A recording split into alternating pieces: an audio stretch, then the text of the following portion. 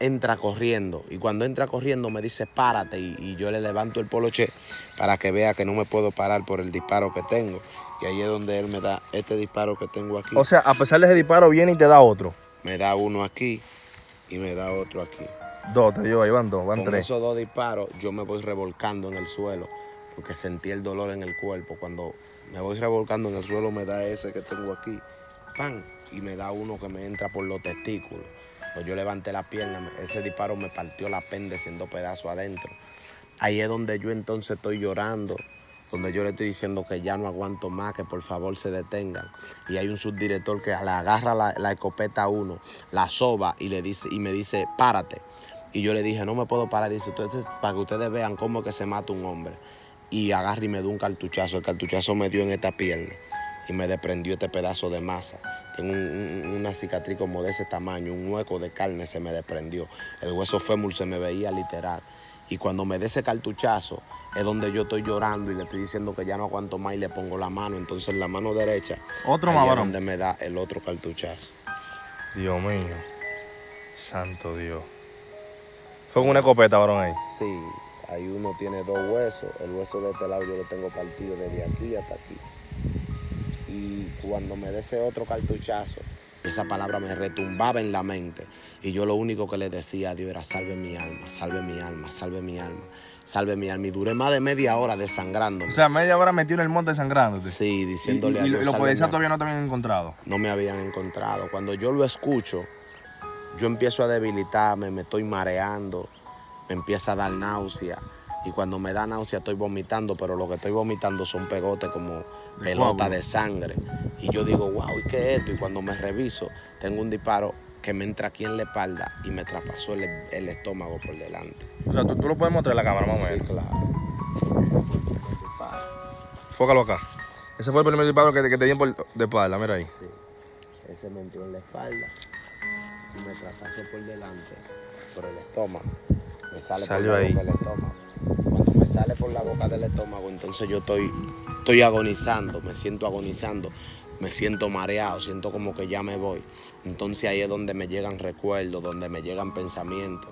Buenos días, Dios bendiga ese público hermoso que nos sigue, que da like, que comenta. Dios le bendiga de una manera especial. Estamos aquí en San Pedro de Macorís, en el Monte de la Colina, varón. Amén.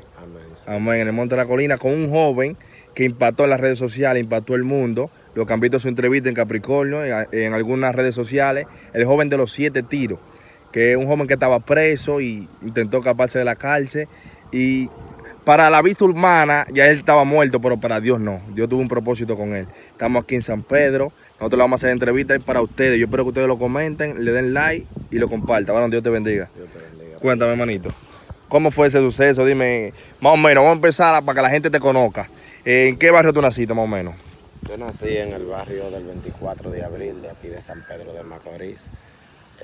Nací en la casa, el día que mi mamá me dio a luz fue en la casa, le vinieron los dolores y o sea, ¿usted nació en una casa, no fue en el hospital? Sí, en la casa. Ay, Dios mío, usted viene luchando ahora de que nació. Así es. Cuando nazco duré 7 años con mi papá y con mi mamá y fue transcurriendo el tiempo. A los 7 años es donde mi papá me regala, mi papá entra en una crisis de alcohol y me regala a unos ancianos en un campo de Atomayor llamado Matahambre. En ese campo de Atomayor. Espérese, varón, disculpe. Después que usted nació, al transcurso de los 7 años, su papá lo regaló a usted. O sea, él no se quedó con usted. Mi papá me regaló cuando yo tenía 7 años. Nosotros éramos 5 hermanos, pero mi mamá no sabía para dónde yo estaba. Mi mamá entró en discusión, en pleito con mi padre. En ese tiempo no existían, como te digo, la ley no estaba tan estricta como ahora. En ese tiempo ya podía querellarse y ponerle una querella a mi papá, pero la persona no se dirigía directamente a la ley, sino que mi mamá y mi papá se separaron y mi mamá empezó a buscarme. Duré 7 años yo apartado de ella en ese campo, 7 años sufriendo, llorando, queriendo volver a estar con mi mamá. Imagínate un niño que a los 7 años le arrebaten lo que más un niño ama, que es el amor de su madre. Sí. Y en ese campo fue donde yo duré este tiempo y donde yo adquirí una depresión en mi corazón. Ya yo no era el mismo niño que se reía, Ya yo no era el mismo niño que jugaba, que brincaba. Ahora yo era alguien que de noche lo que hacía era llorar en mi habitación y desear volver a estar con mi madre en algún tiempo futuro. Y más o menos, ¿qué tiempo tú duraste con esa persona que te adoptó? Duré 7 años, desde los 7 hasta los 14 años. A los 14 años me trajeron a pasar unas vacaciones aquí con mi mamá y yo no volví a regresar nunca. Mi mamá me dijo, ya se acabará tu sufrimiento, se acabó tu dolor, se acabaron tus lágrimas. Mi mamá se acostó conmigo en la misma cama, me decía, ven para que duerma aquí. Dormía con ella abrazado y a la semana mi mamá falleció de un dolor de cabeza. Wow, Dios mío. Pero esa persona que te adoptó, ¿era familiar tuya, una amiga, amiga de tu papá? ¿Cómo era más o menos? No era nada. Mi papá tenía una amiga y me dio a la amiga que vive aquí en San Pedro y la amiga me llevó a sus padres que están allí en el campo, los ancianos. O sea, que después que tú duraste 7 años con esa persona, volviste a los brazos de tu madre. ¿Y tu madre qué tiempo duraste con ella más o menos? Una semana completa. A la semana mi mamá falleció. Oh, Dios mío. Sí. Entonces, después de ahí, varón, ¿qué pasó con tu vida? No, bueno, de ahí es donde yo, dime, un muchacho frustrado. Ya tú tenías 14 años, tú tenías ahí. Sí, en plena adolescencia. Ahí fue donde yo cogí la calle, ahí fue donde yo me desacaté, cogí el mundo a lo que agarre mi bon. Cogí el mundo a atracar, robar, hacer todo tipo de fechoría. Okay. Una preguntita. O sea, después que tu madre muere, ¿tu papá no sentiste el calor de tu papá? No, mi papá, ahí cuando mi madre muere, mi papá entra en una depresión porque mi papá se llevó a mi mamá de lado 16 años. Okay. Y ella había sido, aunque ella se había separado, se separaban, volvían. Mi papá era un hombre que estaba saliendo de una crisis de alcohol. Cuando mi papá ve que mi mamá muere así tan repentinamente, él entró en una crisis más tremenda. Ahora yo cada vez que me daban noticias de mi papá es que está en el hospital, que se cortó la vena del cuello, que se cortaba. ¿Tu papá le pasó eso? Sí, mi papá se intentó suicidar en un sinnúmero de ocasiones. Entonces, o sea, por lo visto vemos que el enemigo lo que quiere es llevarte de una forma u otra. Él está buscando todas las formas y todavía más o menos, porque tú sabes que hay jóvenes a la edad de 15, 14 despiertan y entran a los brazos del Señor y tú no pensabas más o menos en esa edad arrepentirte y eso. Sí me arrepentí en el transcurso del tiempo, ya cuando yo había conocido la calle, yo venía de Boca Chica.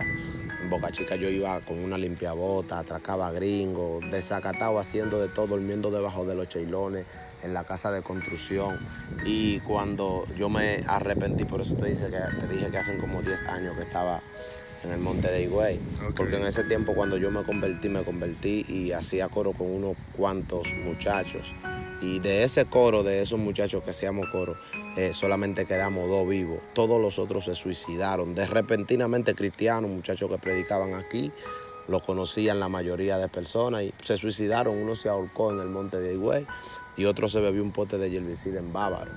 Y es tan tremendo, yo me descarrié nuevamente, no tenía una madurez para asimilar por qué sucedían ese tipo de cosas.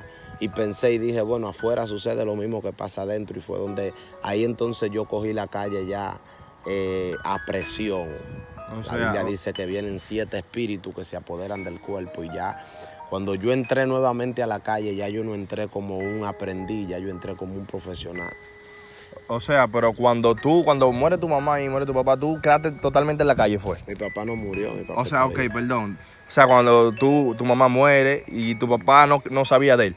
Desde el día en que mi mamá murió, yo quedé en la calle. Mis hermanos, la más pequeña se quedó con mi abuela, la más grande se había casado. Mi hermano mayor todo el tiempo ha tenido una mentalidad abierta. Mi hermano tenía ya como 20 años en ese tiempo. El que quedó desapercibido en la calle fui yo. Entonces ahí, luego que te pasa todo eso, ¿dónde tú cogiste? ¿Dónde te fuiste? ¿A Boca Chica, me dijiste? Sí, yo cogí para Boca Chica y es que te contaba lo que sucedió. Después que vine me convertí, entonces después me descarrié nuevamente. Y ahí tú cogiste la calle, mamá. Ahí cogí la calle y ahí fue cuando yo caí preso. Ahí fue el suceso que te pasó de los 7 tiros. Sí, sí. Entonces ahí más o menos, ¿por qué tú caes preso ahí? Yo caí preso por robo y asociación de malhechores. Asociación de malhechores, cuando usted cae preso con otra persona, aquí le llaman asociación de malhechores ya. O sea, si son 2, son asociación de malhechores. Sí, ya es una asociación de malhechores. 2 personas que se dedican a delinquir. Ok. Entonces, cuando caigo preso, me dictan 3 meses de prisión preventiva. En la preventiva de aquí de San Pedro, ahí fue donde yo duré 3 meses en la preventiva. De la preventiva me trasladan al CCR-11 de San Pedro, a la cárcel de México, conocida aquí. Y ahí es donde yo duré 6 meses, y a los 6 meses cumplidos fue donde se planificó la fuga de la mano del cubano.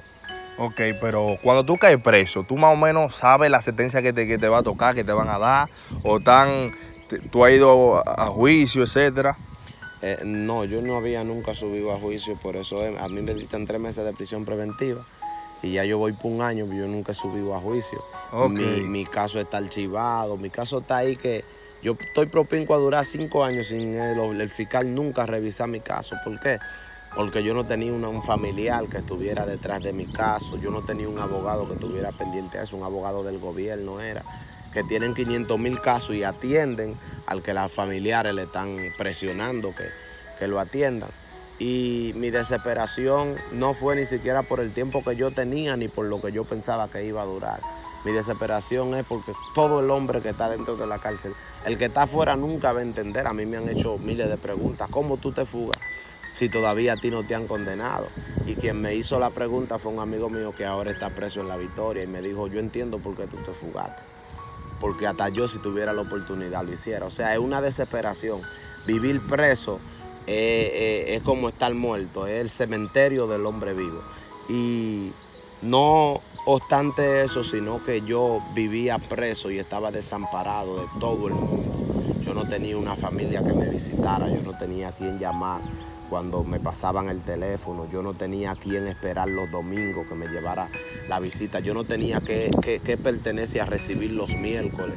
Y ahí fue donde yo me aislé, mi mente se turbó y por eso yo entré en el plan de la fuga. Ok, pero ya que tú caes preso, pues, y tú tienes algún querellante que está querellando, está culpando más o menos. Yo caigo preso, pero como te dije, ya yo te dije que el querellante no necesariamente tiene que querellarse. El fiscal archiva el caso y no presentan acusaciones. Por eso tú no subes hasta que no le da la voluntad de ellos subirte. Ya cuando te suben es para variarte la medida de coerción. Más o menos, yo estoy entendiendo tu caso más o menos. Y una persona así en la cárcel que no tiene un familiar que le lleve, que no tiene nadie que acuda a él, más o menos, ¿cómo sobrevive? ¿Cómo tú estabas sobreviviendo todos los días? No, porque ya yo estaba en la cárcel donde ahí te dan la comida, desayuno, cena. Lo difícil es sobrevivir mentalmente, porque físicamente en los nuevos modelos y en todas las cárceles tú sobrevives, porque aún tú estás en otra cárcel sin familiar y siempre aparece alguien que te va a compartir de lo que él tenga y eso. Pero lo difícil es sobrevivir mentalmente. Lo difícil no es lo físico, sino lo emocional. Entiendo. De estar preso. Más o menos, entonces vamos a la parte que todo el mundo quiere saber. ¿Cómo tú conoces al cubano? ¿Cómo te relacionas con ese plan que hicieron más o menos? Esa persona que se atrevieron, que ahora en día están muertos. Sí, al cubano yo lo conocí desde la preventiva, cuando a él lo recapturaron. Yo estaba en la preventiva porque ya el cubano hacían 7 meses que se había fugado de esa cárcel. Sí. O sea, él se había fugado de esa misma cárcel. De esa misma cárcel él se había fugado, hacían 7 meses y lo agarraron en alta mar, en un viaje. Ay, Dios mío. El cubano se había fugado de 2 cárceles en Puerto Rico, él hacía viajes ilegales a Puerto Rico. El cubano se había fugado de 3 cárceles en Cuba. Y cuando él se fugó de la cárcel de aquí de México, en una celda donde está con 6 compañeros, y él se fugó y ni siquiera los compañeros de su celda se dieron cuenta cuando él se fue. Pero en esta ocasión ya él no puede organizar el mismo plan, porque él sabe que de celda a él lo cambian todos los días a la 1 de la madrugada, lo cambian de celda. Él no sabe a qué celda lo van a llevar, o sea que si él tiene algún plan se va a sabotear, porque el plan de la fuga primera de él fue que él a la hora de comer a las 12 del día, con una cegueta que él armó, él rompió los barrotes a la hora de comer, creó una llave para el portón de abajo y cuando a medianoche el barrote lo dividió, cruzó, abrió la puerta y salió con un poloché blanco. Cuando los agentes penitenciarios andan de noche con poloché blanco y pantalones negros. Y él a la gente lo saludaba de noche, en la noche, cuando se iba a fugar. Ay, Dios mío. Y alzaba la mano. O sea, que ese hombre tenía una experiencia ya. Sí, tenía una experiencia full. Y por eso más nadie dudó cuando él nos invitó a nosotros a fugarnos. Pero no todas las veces el diablo te apoya como lo hace la primera vez. porque yo entiendo que Satanás lo que hace es darle ala al hombre, para después que el hombre vuele, entonces cortársela y dejarlo caer. Y esa fue la ocasión cuando nosotros nos fugamos, fue el día 1 de junio del año 2017. Ese día el cubano dice, bueno, yo voy a brincar la tela metálica. Creíamos que era imposible porque hay alambre de corriente. Encima de la tela metálica hay unos alambres de púa y encima de los alambres de púa hay 2 alambres de corriente a 220. El cubano dice, yo tengo la forma de cómo desprender los alambres de púa y que quede un hueco amplio por donde nosotros podamos caber rápido. Pero eso es, él lo está pensando hacerlo cuando estén arriba. En milésimas de segundo, eso es corriendo que él lo va a hacer.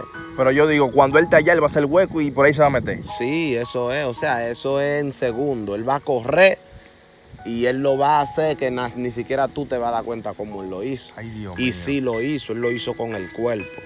O sea, él se puso como 3 polochés. Los alambres de púa son unos alambres enrollables que tienen una puya. Y él era fuerte, más grande que yo, fuerte. Y cuando él brincó, se tiró encima de los alambres de púa. ¡Fuap! Y ahí los alambres bajaron. Y de ahí cruzó y cayó del otro lado. Segundo. Dame un segundito para que la gente vaya entendiendo. Más o menos, ¿cuántos están en el plan de fuga? ¿Cuántas personas? 5. 5. ¿Qué tiempo dura el plan, más o menos, para ejecutarse? El plan, como aproximadamente un mes. Un mes hablando de lo mismo, para ver cómo se iba a dar. Sí. Entonces el cubano decide saltar primero. ¿A qué hora de la madrugada, más o menos? No fue de madrugada. ¿No fue de madrugada? A las 12 del mediodía. A las 12 del mediodía. Más o menos, entonces, como él decidió saltar primero, para que usted coja la confianza. Sí, no para abrirnos el hueco. El hueco, nosotros, ok. Y que nosotros podamos entrar, porque él sabía que nosotros no teníamos experiencia en esa cuestión de fuga. Cuando el cubano brinca, que él cae del otro lado, el segundo se embala corriendo, corre rápido y también pasa del otro lado. Cuando yo estoy encima de la tela metálica que brinco, los alambres de corriente me dan en los pies. Yo me tiré de cabeza y los alambres de corriente me dan en los pies, pero la corriente a 220 no se queda contigo, sino que te dispara. Y la corriente me disparó, ¡puf!, me dio en los pies, yo caigo del otro lado. Ahí es donde me di aquí en la boca, que me hice esa cicatriz que tengo aquí encima del labio. Cuando caigo, que me doy este golpe, yo caigo medio loco, pues fue un corrientazo a 220 que me dio. Y no obstante eso, me dio un golpe en la cabeza también, que tengo los 2 dientes de arriba quillados. Y cuando estoy así, estoy buscando, porque Mareado, se me quedó uno de los tenis y yo me voy con un solo zapato y estoy buscando a ver dónde fue que lo dejé. Ay, Dios mío. Y cuando volteo ya yo empiezo a escuchar el tiroteo. Ya los agentes penitenciarios empezaron a disparar. Y cuando yo volteo veo que encima de la tela metálica está un compañero mío. O sea, era el que viene más o menos atrás de ti, más o menos, para saltar. El que venía atrás de mí, le dieron con un fusil. Cuando le dieron con un fusil, el disparo le entró en la espalda y le reventó por delante. Los órganos a él se le salían y él me decía, ayúdame, no te vayas, por favor, pues ya yo no lo podía ayudar. Pues yo estoy viendo que a mí me están disparando, que estoy Y ahí más que él también. está arriba. Y él está arriba. Cuando me embalo corriendo, lo dejé, me embalé corriendo, me quité el otro tenis y me embalo corriendo. Yo estoy corriendo en medio de un tiroteo donde los agentes penitenciarios me están tirando a matarme, donde hay guardia, donde hay policía. Y cuando yo estoy en una pared, en esa pared tengo una esquina, esa esquina va para la calle ya y hay el otro lado de la esquina da un monte. Okay. Cuando yo estoy encima de la esquina, yo me voy a tirar para la calle, pero viene un guardia corriendo, disparándome. Yo me volteé y me tiré para el monte. Cuando me tiro para el monte, corrí como 20 metros. Y cuando corro como 20 metros, entonces ahí es donde yo me caigo. Empiezo a debilitarme. Ese es el monte que yo vi un video más o menos donde te sacan así arrastrándote. Sí, de ese monte fue. Entiendo. Yo empiezo a debilitarme, me estoy mareando, me empieza a dar náusea. Y cuando me da náusea estoy vomitando, pero lo que estoy vomitando son pegotes como pelotas de sangre. Y yo digo, wow, ¿y qué es esto? Y cuando me reviso, tengo un disparo que me entra aquí en la espalda y me traspasó el estómago por delante. O sea, tú lo puedes mostrar en la cámara, más o menos. Sí, claro. Fócalo acá. Ese fue el primer disparo que te dieron de espalda, mira ahí. Sí. Ese me entró en la espalda y me traspasó por delante, por el estómago. Me sale Salió por la ahí. boca del estómago. Cuando me sale por la boca del estómago, entonces yo estoy agonizando, me siento mareado, siento como que ya me voy. Entonces ahí es donde me llegan recuerdos, donde me llegan pensamientos, donde me llegan todo tipo de cosas y de lo único que yo me acuerdo fue del campo en el que yo me crié. en el campo donde yo me crié, que yo no tenía papi, que yo no tenía mami, que yo no tenía mis hermanos. En ese campo yo me acuerdo que mis padres me llevaban a una iglesita evangélica. O sea, los tutores míos, los viejos, me llevaban a una iglesita evangélica, y en esa iglesia evangélica yo aprendí que un ladrón condenado a muerte a la derecha de la mano de Cristo le dijo: acuérdese de mí cuando en su gloria esté. Y Jesús le dijo: desde hoy estará conmigo en el paraíso. Y esa palabra me retumbaba en la mente. Y yo lo único que le decía a Dios era: salve mi alma, salve mi alma, salve mi alma, salve mi alma. Y duré más de media hora desangrándome. O sea, media hora metido en el monte sangrándote. Sí, diciéndole a Dios. ¿Y los policías todavía no te habían encontrado? No me habían encontrado. Cuando yo lo escucho a ellos que vienen hablando, yo mismo lo llamo. Había uno que yo lo conocí, la voz la conocí, yo conocía su nombre. Y yo lo llamé y le dije: fulano, estoy aquí. Y él entra corriendo. Y cuando entra corriendo me dice: párate. Y yo le levanto el poloche para que vea que no me puedo parar por el disparo que tengo. Y ahí es donde él me da este disparo que tengo aquí. O sea, a pesar de ese disparo, viene y te da otro. Me da uno aquí y me da otro aquí. Dos, te dio, ahí van dos, van Con tres. esos dos disparos yo me voy revolcando en el suelo porque sentí el dolor en el cuerpo. Cuando me voy revolcando en el suelo me da ese que tengo aquí, ¡pam! Y me da uno que me entra por los testículos. Pues yo levanté la pierna, ese disparo me partió la apéndice en dos pedazos adentro. Ahí es donde yo entonces estoy llorando, donde yo le estoy diciendo que ya no aguanto más, que por favor se detengan. Y hay un subdirector que le agarra la escopeta a uno, la soba y me dice: párate. Y yo le dije: no me puedo parar. Dice: para que ustedes vean cómo es que se mata un hombre. Y agarra y me dio un cartuchazo. El cartuchazo me dio en esta pierna y me desprendió este pedazo de masa. Tengo una cicatriz como de ese tamaño, un hueco de carne se me desprendió. El hueso fémur se me veía literal. Y cuando me dé ese cartuchazo es donde yo estoy llorando y le estoy diciendo que ya no aguanto más y le pongo la mano. Entonces la mano derecha, Otro ahí más, es varón. donde me da el otro cartuchazo. Dios mío.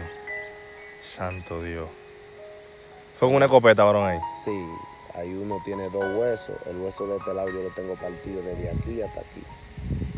Y cuando me dé ese otro cartuchazo, yo estoy... Varón, pero llorando esa mano te sirve nítida, esa. No, esa mano yo la tengo lisiada. Ok. Yo no la puedo abrir.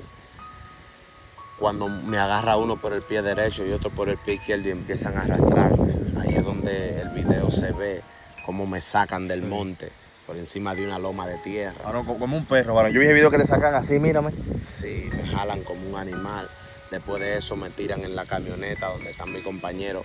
Con el compañero que me tiran, el compañero mío es el que tiene los órganos afuera y él está muerto. Y a él me lo tiran y los órganos de él me caen en la cara. Yo todavía estoy consciente, pero cuando abrí los ojos ahí yo quedé inconsciente. Cuando quedo inconsciente yo abro los ojos en la morgue del hospital Dr. Antonio Musa de aquí de San Pedro de Macorís. En la morgue, porque cuando llegué al hospital a mí me revisaron y me declararon muerto. Cuando me declaran muerto, me meten para la morgue, me tiran una sábana en la cara y a los ratos yo vuelvo en sí. Cuando vuelvo en sí, que yo veo esta cosa encima de mi cara, yo me la quité de la cara y veo un camillero que está al lado mío y le digo: camillero, yo estoy vivo todavía. Y el camillero se embaló corriendo. Cuando se embaló corriendo viene de allá para acá con guardia, agente penitenciario, policía, con un fiscal, con todo el mundo. Y hay un policía de DICRIN que soba su pistola y me la entra dentro de la boca. Cuando me la entra dentro de la boca me dice, le hace seña al fiscal y el fiscal dice que me mate. Y cuando me va a disparar, hay un doctor que viene corriendo y le agarra la pistola y se apunta a él. Y le dice: yo lo siento, pero para tú matarlo a él delante de mí, primero tienes que matarme a mí aquí. Y a mí se me salieron las lágrimas. Wow, varón, eso está impactante, varón. O sea, tus ojos vieron un doctor, pero no se sabe si Dios mandó un ángel en ese momento. Así mismo, sí, porque Dios puede mandar un ángel en cualquier tipo de apariencia. La Biblia dice que a veces nosotros vamos a hospedar ángeles, hospedaremos gente y no sabremos que estaremos hospedando ángeles en nuestra casa. Y se salieron las lágrimas porque yo me di cuenta que lo que estaba pasando conmigo no era una casualidad, que lo que estaba pasando conmigo no era una coincidencia, que lo que estaba pasando conmigo era Dios que estaba obrando. Y ahí fue donde a mí me internaron, duré 2 meses interno en el Seguro Social y luego me llevaron a la cárcel nuevamente. O sea, luego que te pasa todo el suceso, más o menos que tu tiempo dura en el hospital. 2 meses interno en el hospital. Entonces ahí, o sea, después de todo ese suceso, preso de nuevo, varón. preso de nuevo. Entonces en la cárcel yo duré 7 meses y a los 7 meses fue donde salí de libertad nuevamente. Pero varón, entonces esos 7 meses que duraste en la cárcel, ¿quién te atendía? ¿Quién te daba los auxilios y eso? ¿Qué comida? Porque tú tienes 7 tiros encima. Yo tengo 7 disparos encima y aún así la intención de los agentes penitenciarios no era que nadie me atendiera, no era que nadie me cuidara, la intención era que yo me muriera. En la situación en la que yo estaba, yo pasé un proceso fuerte en esa cárcel, en esa nueva cárcel que yo empecé a hacer, porque yo estaba tirado en una camilla donde yo evacuaba encima de mí, donde yo me orinaba, donde la carne se me podría, el brazo, la pierna se me podría. No podía digerir todo tipo de alimento y me llevaban los alimentos que a ellos le vinieran en gana. Y fue fuerte el proceso, pero allá había un hermano mío que estaba preso también y a él era quien le permitían entrar a limpiarme y a todo eso. Wow, varón, pero mírame, eso dámelo a Dios, varón. Amén. Fue una obra de Dios y hoy en día estoy de pie, hoy en día estoy predicando su palabra, hoy en día estoy anunciándole al mundo que el Dios que la gente tiene por tardanza y el Dios que a la gente tanto se le ha predicado no es un mito, es un Dios real, es un Dios que estuvo conmigo. La Biblia dice que Job dijo, yo de oída lo había oído, pero ahora mis ojos lo pueden ver. Mis ojos pudieron ver a ese Dios que sana, a ese Dios que liberta, a ese Dios que transforma. Aunque yo de oída lo había oído, ahora yo conozco a ese Dios. Varón, pero entonces luego que tú pasas los 7 meses, ¿cómo tú sales de la cárcel? El proceso que para tú salir de la cárcel, ¿cómo pasó todo eso? No, yo salí de la cárcel porque a mí me desentimaron. A mí me desentimaron y me sometieron a una revisión. Cuando me someten a la revisión, yo estoy condenado a 15 años de prisión. O sea que a pesar de que tú tienes los 7 meses, estás con 7 disparos en tu cuerpo, te condenan a 15 años. Me condenaron a 15 años por la cuestión de la fuga y todo eso.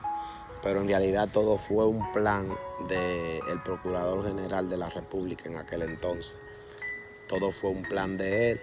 Y yo salí de libertad porque él mismo se arrepintió y decidió darme la libertad. A los 7 meses yo, sin esperar eso, el director me dijo, José Manuel Castro, alguien te busca.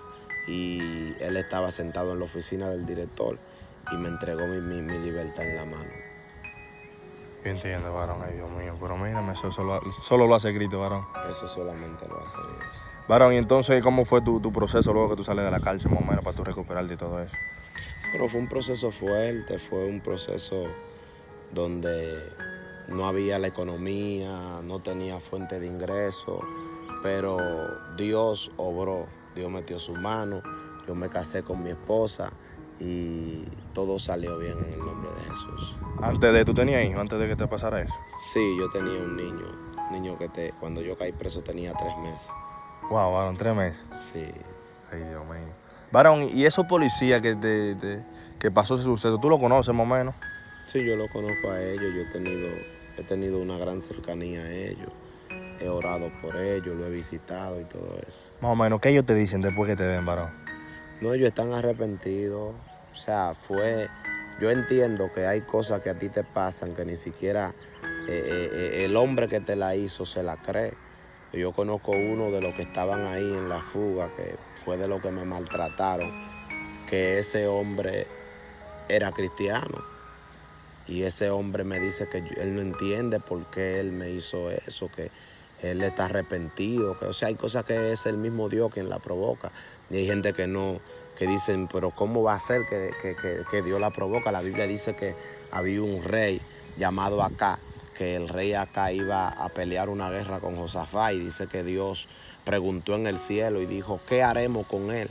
Y dice que uno de los ángeles se levantó y dijo, yo voy y lo voy a confundir. Y él dijo, ¿y cómo tú lo vas a confundir? Y él dijo, yo seré espíritu de mentira dentro de los profetas para que hablen mentira y le digan que sí, que vaya a la guerra. O sea, hay cosas que aparentemente son mal, pero es el mismo Dios que le está provocando, porque detrás de eso malo se esconde algo bueno. Porque a mí lo peor que me ha podido pasar no fue yo fugarme y que me dieran 7 disparos.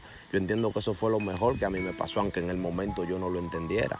El dolor no permitía que yo entendiera eso. El sufrimiento no permitía que yo entendiera eso. La condena no permitía que yo entendiera eso. Pero ahora yo lo entiendo. O sea, hay cosas que en el momento nosotros no las vamos a entender, pero luego Dios nos abrirá los ojos y nos vamos a dar cuenta que fue lo mejor que nos pudo pasar. Mis mejores amigos no fueron los que los periodistas que anunciaron la noticia. Mis mejores amigos no fueron los derechos humanos que me defendían a mí. Mis mejores amigos fueron los que me dispararon, porque ellos provocaron que un delincuente se convirtiera en un predicador. Amén, varón.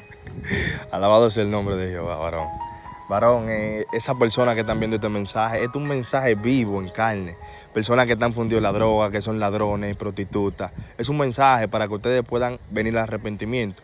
Porque el varón le pasó este caso, pero Dios permitió que él estuviera vivo para estar dando su testimonio, pero puede hacer que te pase algo peor y no estés vivo para dar el testimonio. Entonces no esperemos que lleguemos a los tiempos finales como tuvo el varón ese proceso. No esperes que te llegue un proceso para tú decir, wow, Dios mío, te acepto como mi único salvador, porque aventurado aquel, el que en el último momento puede confesar, como te pasó en el caso tuyo, que por lo menos tú clamabas, Dios mío, salva mi alma.